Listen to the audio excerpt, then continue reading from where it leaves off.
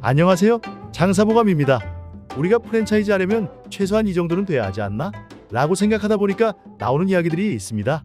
반드시 피해야 하는 프랜차이즈의 기준은 무엇인가?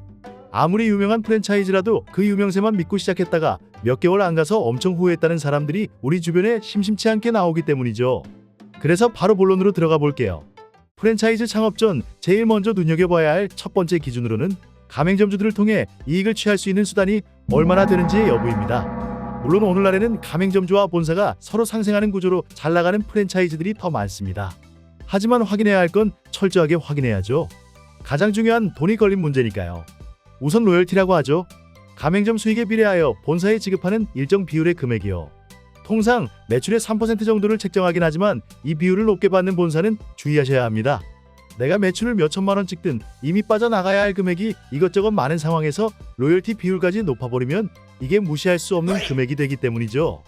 그런데 이건 시작에 불과합니다. 사실 이 로열티 방식으로 얻는 이익이 크지 않거든요. 그래서 이 로열티 방식을 취하지 않고 가맹비나 교육비, 인테리어 시설비를 통해서 추가 이익을 내는 곳들이 있습니다. 일명 오픈 수익이라고 하죠. 이게 훨씬 크기 때문에 여기에 집중을 하는 겁니다. 그런데 여기서 더 중요한 건 이렇게 오픈하는 데만 집중하고 사후 관리가 시원찮은 몇몇 본사가 있다는 건데요. 주로 이런 곳은 공급하는 제품의 가짓수를 늘리고 집기, 식재료 등의 마진을 책정해서 오픈 수익을 늘리는 방식을 취하는데 직영점 몇 개 없이 가맹점수만 늘린 곳들이 이런 패턴들을 보인다고 합니다. 이렇게 시작하는 곳은 본사가 가진 특별한 경쟁력 또한 크게 없을 확률이 높다고 하는데 교육의 질이 허술하거나 기준 없는 마케팅 운용력이라든지 심지어 레시피까지 누구나 쉽게 만들 수 있는 수준인 경우도 있었다는 거죠. 결국 핵심으로 내세울 게 크게 없으니 프랜차이즈 시스템 구조만을 가지고 가맹점 추가 유치를 위해 광고에만 집중을 하는 건데 이런 양상을 띠는 곳들은 더욱 유심히 살펴볼 필요가 있다는 것을 말씀드리고 싶네요. 자, 근데 이것 외에도 본사가 로열티 대신 가맹점주를 통해 수익을 내는 구조는 더 있습니다. 아시는 분도 있으실 텐데 바로 물류수익이죠. 가맹점이 많으면 많을수록 이런 수익 방식을 낼 수 있는 구조가 됩니다. 이를테면 동네 마트에서 쉽게 구할 수 있는 상품조차도 본사를 통해 공급받아야 하는 거죠. 시스템상 식재료비가 비싸게 잡히더라도 어쩔 수 없이 정해진 경로를 통해 구매를 해야 하므로 점포 마진이 좋지 않은 가맹점주 입장에선 어느 정도 타격을 받을 수밖에 없는 첫 번째 요인이 될 텐데요. 문제는 이런 구조로 수익을 더 내려는 프랜차이즈를 만나게 되면 그야말로 직격탄을 맞을 수밖에 없는 겁니다. 물론 내가 프랜차이즈를 선택한다면 어느 정도 감내해야 하는 부분이긴 하지만 전용 상품을 필요 이상 만들어서 수익을 내려는 느낌을 받는다면 우선 경계하셔야 합니다. 두 번째 문제는 배송 컨디션 관리가 제대로 되지 않아 재료 신선도 유지에도 어려움을 겪을 수 있다는 것입니다. 물류 수익을 무리하게 내려는 곳일수록 자체 시스템을 가지고 있지 않기 때문이죠. 유통 시스템을 어느 정도 구축하고 나면 물류 쪽은 전문 회사와 계약해서 진행하는 경우가 대다수입니다. 물론 수도권 같은 경우 웬만하면 일일 배송 문제에 있어 큰 차질을 빚는 일은 거의 없지만 간혹 발주 후 이틀 또는 3일이 걸린다던가 수도권을 벗어나는 경우 심하면 한 주 단위로 배송이 이루어져야 하는 상황이 발생하기도 합니다. 본사가 전부 컨트롤할 수 없다는 요인이 크기 때문인데요. 이러면 어쩔 수 없이 몰아서 발주를 할 수밖에 없게 되는 거죠. 그러면 당일 입고 후 조리가 필요한 냉장 제품의 경우 아무리 관리에 신경 쓴다고 하더라도 신선도 유지에 어려움이 생길 뿐더러 이러한 관리를 하기 위한 스케줄링을 추가로 하게 되면서 사장님의 업무 집중도가 분산될 수밖에 없습니다. 아시다시피 장사는 신경 써야 할 게 너무도 많은데 이런 문제까지 겹치게 되면 말 그대로 과부하 상태가 돼버리는 거죠. 그렇다면 냉동 제품의 경우는 몰아서 주문해도 괜찮지 않을까 궁금하신 분들이 있으실 텐데요. 물론 냉동은 냉장에 비해서 기간에 대한 영향을 크게 받지 않을 수는 있지만 이를 어떻게 싣고 오느냐에 따른 이슈 사항이 있습니다. 바로 물류회사에 따라 냉동 상태를 유지할 수 있는 배송 컨디션이 안 되는 곳이 간혹 있다는 점입니다. 냉동 제품을 주문했는데 물건을 받고 보니 이게 막 흐물흐물 녹아있더라는 거죠. 그러면 다시 재냉동을 할 수밖에 없잖아요. 그러면 결국 주문해놓고 퀄리티 떨어지는 식재료들을 쓸 수밖에 없는 겁니다. 실제로 이런 문제가 있는 물류회사와 계약을 진행하는 곳들이 간혹 있지만 외부에서는 상세히 알기 힘들기 때문에 프랜차이즈를 고민하실 땐 해당 가맹점주들의 실질적인 후기를 들어보시는 것이 가장 중요합니다. 한편 일각에서는 이런 문제점들 때문에 로열티 부담이 크지 않는 곳을 택하는 것이 차라리 나을 수도 있다고 이야기합니다. 적어도 로열티 제도는 가맹점이 잘 되어야 본사도 성장을 하는 구조라고 말이죠. 이런 고민을 하시는 분들이라면 로열티나 재료 마진을 공개적으로 받고 있는지의 여부, 그리고 비용의 일부를 브랜드 홍보에 적극 활용하는지의 여부도 함께 확인해 보시는 것을 당부드립니다. 자, 그러면 다음으로 프랜차이즈 창업 전 제일 먼저 눈여겨봐야 할 두 번째 기준을 말씀드려 보겠습니다.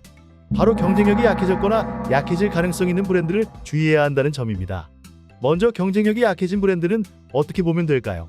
일단 단적으로는 메뉴판이 활발하지 않은 곳이라고 할 수 있겠습니다. 즉, 새로운 시도를 그다지 하고 있지 않다는 말이죠. 아무리 오래되고 유명한 프랜차이즈라 할지라도 최소한 사이드 메뉴 정도는 꾸준히 이것저것 시도되고 있는 흔적이 있어야 합니다. 왜냐면 그러한 요소들이 본사에서 관리를 하고 있다는 반증이 되는 셈이기 때문인데요.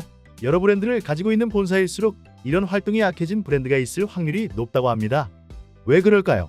바로 기존 브랜드의 경쟁력을 유지하기 위한 모든 자원들이 신규 브랜드로 옮겨가는 경우가 많기 때문입니다. 이런 경우 대부분 기존 브랜드는 가맹점 확장에만 집중을 하게 되는데, 문제는 예비 창업자들이 이런 상황에 대해 잘 모르기 때문에 브랜드 유명세만 믿고 계약한 다음 허술한 관리 실태를 몸속였고 후회하는 경우가 종종 있다는 거죠. 그래서 가맹 상담을 하실 땐 반드시 그 브랜드가 어떻게 운영 관리가 되고 있는지 면밀하게 알아보시는 것이 중요합니다. 이를테면 본사에서 운영하는 다른 브랜드와 내가 고민하고 있는 이 브랜드에 투입되어지고 있는 노력의 정도, 그리고 일정 기간별로 신규 아이템이 꾸준히 개발되고 있는지, 고객 유치를 위한 이벤트 마케팅 등이 활발히 이루어지고 있는지 등등 물어보고 확인하시는 거죠. 한편 브랜드의 경쟁력이 약해질 가능성이 있는지 확인하는 건 또 다릅니다. 주로 유행성, 계절성, 단일 품목, 이 세 가지 특징이 포함된 아이템들을 다루는 브랜드들인지 보는 건데요. 이런 건 대부분 오래되지 않고 반짝 떠오르는 경우가 많아요. 물론 지금 잘 되고 있고 미래에도 잘 될 가능성이 아주 없진 않지만 이 세 가지 특징들은 기본적으로 잠재적 위험 요소들을 가지고 있기 때문에 경계를 해야 하는 거죠. 일단 계절성, 유행성을 알아보는 방법은 비교적 간단합니다. 특정 시즌에 떠오른 선발주자 브랜드를 위시해서 너도 나도 비슷하게 뛰어들고 있는 아이템인지 확인하는 겁니다. 벌집 아이스크림, 대만 카스테라, 스몰비어 등등 이미 우리가 알고 있는 사례들이 여럿 있죠. 또 이런 아이템들은 대부분 단일 품목이라는 특징을 충족하는데요. 이 단일 품목이라는 게 제조가 편하고 물류 관리가 잘 된다는 장점이 분명히 있는 것처럼 보이지만 이 말은 곧 무수한 후발주자들이 몰려온다는 말과도 같거든요. 결국 서로 비슷비슷한 아이템들끼리 경쟁할 수 있는 게 뭐가 있겠어요? 가격이죠. 누가 더 싸게 내놓냐 싸움으로 가는 시장은 대부분의 경우 금방 사라지기 때문에 이런 점을 항상 유의하셔야 합니다. 자, 앞선 두 가지의 기준을 거치고 나면 이제 본격적인 서류 단계 절차입니다. 오늘의 마지막 단계라고 할 수 있겠는데요. 바로 프랜차이즈 정보 공개서를 확인하는 일입니다. 공정거래위원회 홈페이지에 기재된 가맹사업 정보 제공 시스템에 가시면 기업의 정보 공개서를 확인할 수 있습니다. 이건 사실 프랜차이즈 본사 직원이 보여주기도 하지만 동시에 영업에 유리한 쪽으로 이야기를 하기 때문에 그들과 함께 보기보다는 직접 찾아보시고 다음 말씀드리는 세 가지 위주로 확인하셔야 합니다. 1. 본사의 영업이익, 본사의 자본력이 튼튼한지. 2. 창업비용, 합리적인 창업비용이 들어가는지. 3. 다른 지점의 매출액과 경상이익, 나보다 먼저 창업한 다른 가게들은 얼마를 벌어가는지. 여기서 특히 2번 창업비용에 관련해서는 추가로 알아보셔야 할 사항이 있습니다. 바로 계약서에 들어갈 비용 견적서입니다. 세부 내용이 전부 상세히 적혔는지 아닌지를 꼼꼼히 확인하셔야 나와 오래 할 수 있는 프랜차이즈인지 어느 정도 가늠할 수 있기 때문이죠. 제가 이 말씀을 왜 드리냐면 영업사원이 설명해주는 이야기를 주로 믿고 이 견적서를 꼼꼼하게 확인 안 하시는 경우가 있기 때문입니다. 물론 요즘에는 상세히 적혀서 나오는 것이 기본이지만 개중에는 일부 항목들을 대충 적고 건너뛰기도 하기 때문에 본사 직원의 말이 다 맞는 것 같아도 내가 직접 확인하는 것이 정말 중요하다는 것이죠. 식자재 하나하나까지 전부 상세하게 적혀있는 견적서인지 아닌지 반드시 확인해 보신 뒤 계약을 고민하셔도 늦지 않기 때문에 이런 돌다리 두드리는 과정은 꼭 거치시라고 말씀드리고 싶네요. 네, 여기까지 프랜차이즈 창업을 고려할 때 반드시 피해야 할 주의사항에 대해서 알아보았습니다. 첫 번째로는 가맹점을 상대로 무리한 본사 수익을 가져가는 구조인지 확인하기. 두 번째로는 내가 하려는 브랜드의 현재 경쟁력이 약해져 있는지 그리고 앞으로 약해질 아이템을 다루고 있는지 확인하기. 마지막으로는 견적서가 상세하게 적혀 있는지 확인하기입니다. 이 세 가지 기준을 통과하고 나면 이제는 본인과 잘 맞는 최선의 선택을 하는 데 있어 한결 수월해짐을 경험하실 수 있을 겁니다. 오늘 준비한 콘텐츠가 도움이 되셨다면 좋아요와 구독 한 번씩 부탁드립니다. 이상 장사보감이었습니다. 감사합니다.